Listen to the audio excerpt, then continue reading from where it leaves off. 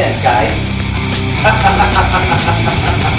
It's a 45%. So Condi has sanded down the area surrounding the scratch, and Reggie is now beginning to polish or buff out the area surrounding the scratch. Brad is using a carpenter's level and thin strips of metal to shim the stand-up so that once the tank sits upon it, it can properly and precisely meet or match the canopy above. So that it doesn't look like a divot, the idea is to sand down a wide area surrounding the surface of the scratch using various grades of buffing or sandpaper. Wax on, wax off. Rick is now beginning to pre-assemble the elbows and valves that we'll be using in the reinstallation of the filter system. And we'll kind of glue it together as we, it'll go piece by piece. So one of these? I just took care of it. God, you're good. I'm Good. Shitty screw. So is this one of the more deeper scratches you've had to work out, or? On a round cylinder tank, yes. This is my first round cylinder tank. So round is a little more difficult, obviously, to manipulate. Yeah, because it's the shape. You don't want to flatten the round surface out. Cause what would you call it, a soap dish effect? Yes.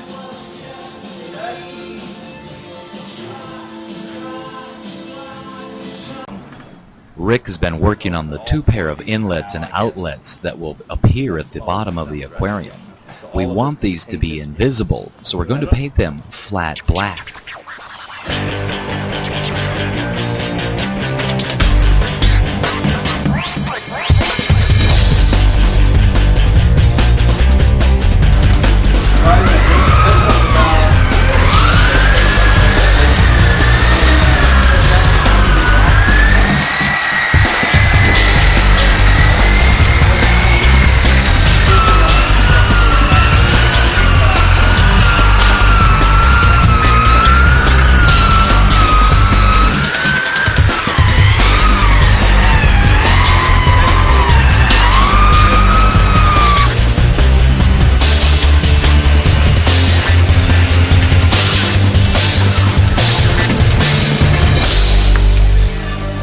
Where's the scratch?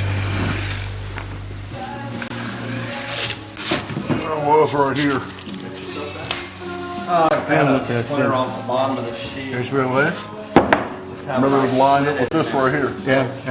It was right here. One spot and it's bleeding on the other side.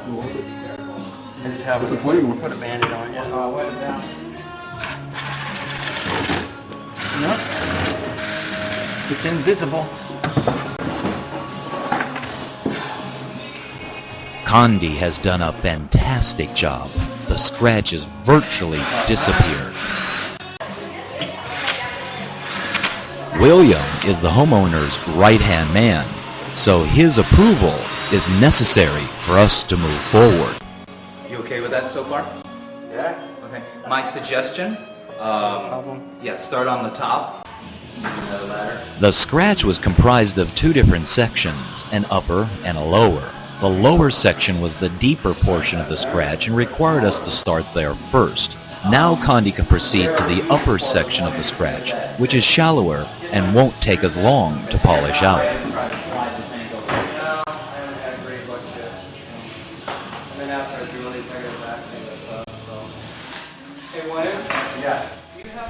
The plastic that Condi drapes over himself is more of a splatter guard. As he uses the buffing wheel and the polishing compound, it will throw some of that around, and we'd like to minimize the mess that we're making in the home.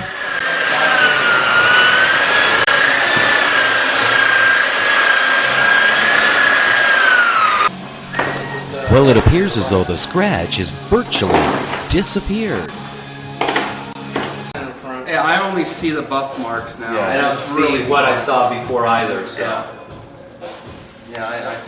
I think he'll be happy with that. Yeah.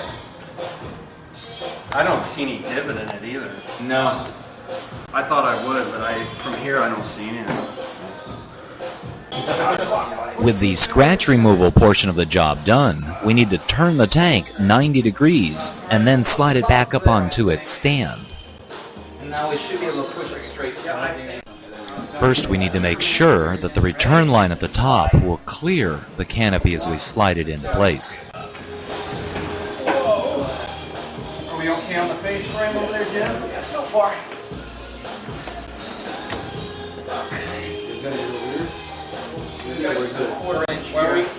Look at that. It appears as if something's binding as we slide the tank into position.